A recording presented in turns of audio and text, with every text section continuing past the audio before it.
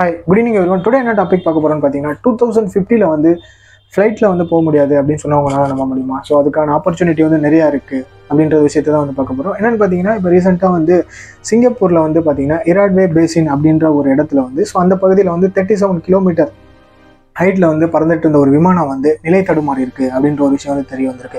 So அது மட்டும் இல்லாமல் அது எதனால் இந்த மாதிரி ஏற்பட்டது அப்படின்ற ஒரு விஷயத்தை பார்க்குறதுக்கு முன்னாடி அதில் வந்து பார்த்திங்கன்னா 73 ஏஜ் இருக்கிற ஒரு நபர் வந்து உயிரிழந்திருக்காரு. அது மட்டும் இல்லாமல் 30ஸ்க்கு மேலே அதர்ஸ் வந்து இன்ஜுரி ஆயிருக்காங்க அப்படின்ற ஒரு விஷயம் வந்து தெரிய வந்திருக்கு. ஸோ இது எதனால் இந்த மாதிரி ஒரு விஷயம் வந்து ஏற்பட்டது அப்படின்ற ஒரு விஷயத்துக்கு முன்னாடி இப்போ ரீசெண்டாக அதுக்கப்புறம் வந்து பார்த்திங்கன்னா காஷ்மீரில் வந்து பார்த்திங்கன்னா கன்னடா ஆக்டர் ஸோ துர்சா சராஜ் அவருமே வந்து ட்ராவல் பண்ணப்போ ஸோ அவருக்குமே இந்த மாதிரி ஒரு ஃப்ளைட் வந்து நிலை தடுமாறின ஒரு இன்சிடென்ட் வந்து அவருமே வந்து ஷேர் பண்ணியிருந்தாரு அப்படின்ற ஒரு விஷயம் வந்து தெரிய வந்திருக்கு. ஸோ இது எதனால் இந்த மாதிரி நடக்குது அப்படின்னு சொல்லிட்டு இன்டர்நேஷனல் அவியேஷன் டிபார்ட்மெண்ட் என்ன பண்ணியிருக்காங்கன்னு பார்த்தீங்கன்னா ஃப்ளைட்டை பற்றின ஆராய்ச்சியை வந்து ஆரம்பிச்சிருந்தாங்க. ஸோ அதில் கிடைக்கப்பட்ட இன்ஃபர்மேஷன் என்னன்னு பார்த்தீங்கன்னா ஸோ அதிகமான வெப்பமண்டலம் வந்து அதிகமாக இதாக இருக்குது. ஸோ ஃப்ளைட்டில் இருக்கக்கூடியதுக்கும் வந்து பார்த்திங்கன்னா வெப்பமண்டலத்துக்கும் ஸோ இயற்கைக்கு எதிராக வந்து அதிகமான ஒரு விஷயத்த வந்து எமிஷன் அதிகமாக இருக்குது. வெப்பமண்டலம் வந்து அதிகமாக எமிஷனை வந்து வெளியிடுது. ஸோ அதனால தான் வந்து இந்த மாதிரியான பிரச்சனைகள் வந்து ஏற்படுது.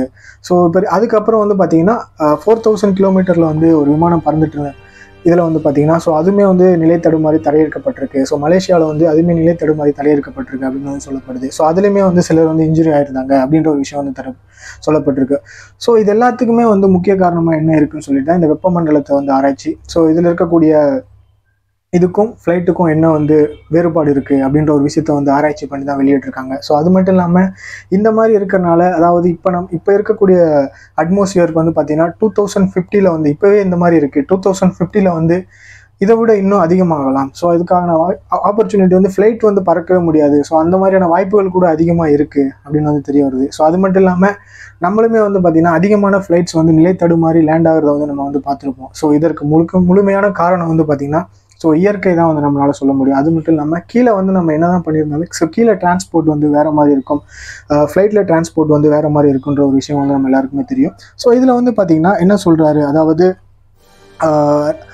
ரிஷிகாஸ் அப்படின்றவர் என்ன சொல்கிறாரு, 35,000 கிலோமீட்டர்லேருந்து 50,000 கிலோமீட்டர் வரைக்கும் பறக்கக்கூடிய ஒரு விமானத்தில் வந்து பார்த்திங்கன்னா ஸோ இந்த மாதிரியான அளவுகள் வந்து அதிகமாக இருக்கணும். அதாவது நார்மலாகவே வந்து மொபைல்ஸ் வந்து அந்தளவுக்கு யூஸ் பண்ணக்கூடாது, சில இப்போ இருக்கக்கூடிய ரிஸ்ட்ரிக்ஷன்லாம் விட அதிகமாக இருக்கணும் அப்படின்னு சொல்லிட்டு அவருமே வந்து அதாவது வேர்ல்டில் இருக்க எல்லா அவியேஷனுக்குமே வந்து டீட்டெயில்ஸ் வந்து ஷேர் பண்ணியிருக்காரு அப்படின்ற ஒரு விஷயம் வந்து தெரிய வருது. ஸோ அது மட்டும் இல்லாமல் அதுக்குமே வந்து பார்த்திங்கன்னா ஃப்ளைட்டு டேக் ஆஃப் பண்ணுற டைமில் வந்து பார்த்திங்கன்னா so light turbulence, moderate turbulence, severe turbulence அப்படின்னு சொல்லிட்டு 3 வகை இருக்குது. ஸோ இதில் வந்து பார்த்திங்கன்னா நார்மலாக இருக்கக்கூடியது வந்து பார்த்திங்கன்னா ஃப்ளைட் டேக் ஆகும்போது ஸோ ஒரு சில அதிர்வுகளை தான் வந்து உணர்றாங்க. ஸோ அதுவுமே 2 மடங்காக இருக்குது அப்படின்னு வந்து தெரிய வந்திருக்கு. ஸோ மீட்ரேட்டாக இருக்கிற டர்புலன்ஸ் வந்து ஸோ அந்த டைமில் வந்து ஃப்ளைட் டேக் ஆஃப் ஆகும்போது ஸோ அதிகமான அதிர்வுகளை வந்து நிலை தடுமாறு வந்து பேசஞ்சர்ஸ் உணர்றாங்க அப்படின்னு வந்து சொல்ல முடியும். ஸோ அதை தொடர்ந்து வந்து பார்த்திங்கன்னா சிவியர் டர்புலன்ஸ். ஸோ இந்த டைமில் வந்து யாரெல்லாம் வந்து அதிகமாக உணர்றாங்களோ அது மட்டும் இல்லாமல் தேர்டு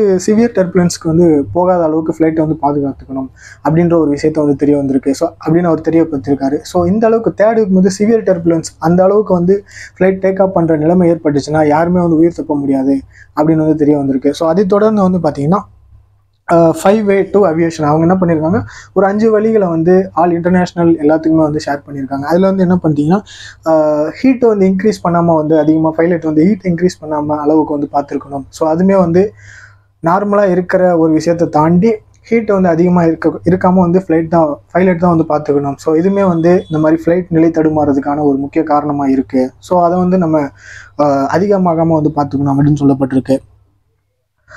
கிளைமேட், அதாவது நார்மலாக இருக்கக்கூடிய கிளைமேட்டில் வந்து பார்த்திங்கன்னா ஸோ அதிகமான வெதர் கண்டிஷனில் வந்து அதாவது ஓரளவுக்கு இருக்கக்கூடிய இதில் வந்து ஃப்ளைட்டை வந்து டேக் ஆஃப் பண்ணலாம். பட் கிளைமேட் வந்து மோசமாக இருக்கிற டைமில் வந்து டேக் ஆஃப் பண்ணுறது வந்து கம்ப்ளீட்டாக தவிர்ப்பது வந்து நல்லது அப்படின்னு வந்து அவர் சொல்லியிருக்காரு. அது மட்டும் இல்லாமல் இப்போ நார்மலாக வந்து பசிபிக் ஓஷனில் வந்து இங்கேருந்து பார்த்திங்கன்னா 24 hour ட்ராவல் பண்ணுற மாதிரி, அதாவது நம்ம பசிபிக் ஓஷனில் ஒரு சைடில் வந்து பார்த்திங்கன்னா ஃப்ளைட் வந்து அதிகமாக ட்ராவல் பண்ணுறதே வந்து அந்த கடல் பரப்பில் மட்டும் தவிர்த்துருப்பாங்க. அது ஏன்னு காரணம்னா இப்போ நடுவில் வந்து ஃப்ளைட் பறந்துட்டு இருக்கும்போது பார்த்திங்கன்னா ஏதாவது ஒரு கோளாறு ஏற்பட்டுச்சு அப்படின்னா வந்து ஃப்ளைட்டை எங்கேயுமே வந்து லேண்ட் பண்ண முடியாது அப்படின்ற ஒரு விஷயத்துக்கு ஸோ அந்த கடற்பரப்பில் மட்டும் வந்து பார்த்திங்கன்னா தடை செய்யப்பட்ட பகுதியாக இருக்குது, ஃப்ளைட் பறக்கிறதுக்கு தடை செய்யப்பட்ட பகுதியாக இருக்குது அப்படின்னு வந்து சொல்லப்பட்டிருக்கு.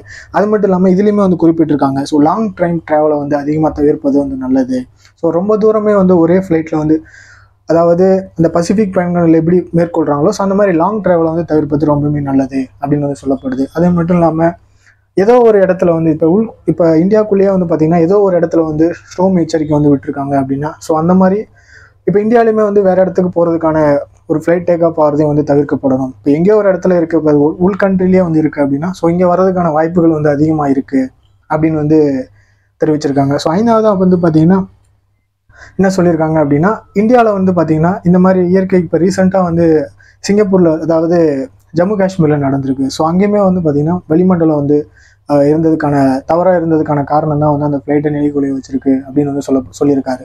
அது மட்டும் இல்லாமல் இவ்வளோ இன்ஸ்ட்ரக்ஷன் வந்து கொடுத்துருக்காங்க. இது எல்லாமே வந்து கண்டிப்பாக வந்து எல்லா ஏர்போர்ட்லேயும் வந்து ஃபாலோ பண்ணணும், இந்த ரூல்ஸை ஃபாலோ பண்ணணும் அப்படின்னு வந்து தெரியப்பட்டிருக்கு. ஸோ இந்த மாதிரி ரூல்ஸை வந்து ஃபாலோ பண்ணுறதுனால வந்து அதிகமான ஆக்சிடென்ட்டை வந்து நம்ம வந்து தடுக்க முடியும் அப்படின்னு வந்து சொல்லப்பட்டிருக்கு. நார்மலாக வந்து பார்த்திங்கன்னா கீழே இருக்கிற டிரான்ஸ்போர்ட்டை விட ஃப்ளைட்டு தான் வந்து அதிகமாக மேலே பறந்துட்டு இருக்குன்ற ஒரு விஷயம் வந்து பொதுவான உண்மை. அது மட்டும் இல்லாமல் நாளைக்கு வந்து பார்த்திங்கன்னா லேக்ஸ்க்கு மேலே வந்து ஃப்ளைட் வந்து பறந்துட்டுருக்கு. இந்தியாவில் மட்டுமே வந்து பார்த்திங்கன்னா அதிகமாக வந்து பறந்துட்டுருக்குன்ற ஒரு விஷயம் வந்து தெரிய வருது. அது மட்டும் இல்லாமல் இதெல்லாம் வந்து கண்டிப்பாக வந்து ஃபாலோ பண்ணணும், எல்லா ஏர்போர்ட்ஸ்லையும் வந்து கண்டிப்பாக ஃபாலோ பண்ணணும்னு சொல்லிட்டு இன்டர்நேஷ்னல் ஏவியேஷன் வந்து இந்த ரூல்ஸ் வந்து சொல்லியிருக்காங்க. அது மட்டும் இல்லாமல் இந்தியாவில் வந்து பார்த்திங்கன்னா 137 ஏர்போர்ட் வந்து இருக்குது அப்படின்னு வந்து தெரிய வருது. இந்தியாவில் மட்டுமே 137 ஏர்போர்ட் இருக்குது. அப்போ வேர்ல்டு ஃபுல்லாக எவ்வளோ ஏர்போர்ட் வந்து இருக்கும் அப்படின்னு வந்து பார்க்குறது வந்து ஒரு மிகப்பெரிய விஷயமா இருக்குது அப்படின்னு வந்து தெரிய வருது. பட் நீங்கள் ஒரு லாங் டைம் ஒரு ஃபெமிலியரான ஃப்ளைட் ட்ராவலாக இருந்தால் நீங்கள் இதை பற்றி என்ன நினைக்கிறீங்க அப்படின்ற உங்களோட ஒப்பீனியனை கமெண்ட்ஸில் சொல்லுங்கள்.